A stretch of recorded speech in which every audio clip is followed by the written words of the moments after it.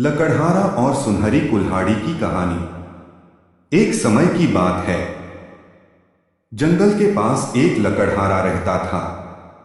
वो जंगल में लकड़ी इकट्ठा करता था और उन्हें पास के बाजार में बेचता था कुछ पैसों के लिए।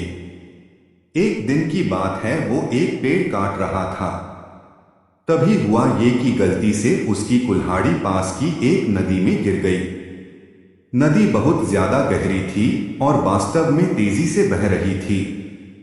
उसने बहुत प्रयत्न किया अपने कुल्हाड़ी को खोजने की, लेकिन उसे वो वहां नहीं मिली।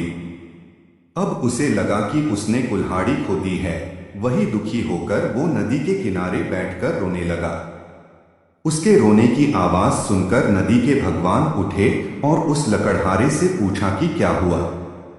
लकड़हारा ने उन्हें अपनी दुखद कहानी बताई। नदी के भगवान को उस लकड़हारे के ऊपर दया आई और वो उसकी मेहनत और सच्चाई देखकर उसकी मदद करने की पेशकश की। वो नदी में गायब हो गए और एक सुनहरी कुल्हाड़ी वापस लाया। लेकिन लकड़हारे ने कहा कि यह उसका नहीं है।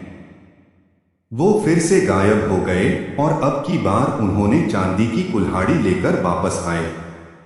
लेकिन इस बार भी लकड़हारे ने कहा कि ये कुल्हाड़ी उसका भी नहीं है।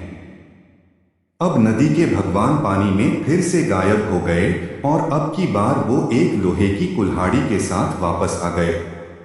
लकड़ी का कुल्हाड़ी देखकर लकड़हारा मुस्कुराया और कहा कि यह उसकी कुल्हाड़ी है। नदी के भगवान ने लकड़हारे की ईमानदारी से प्रभावित होकर उसे सोने और चांदी की दोनों कुल्हाड़ियों से भेंट किया।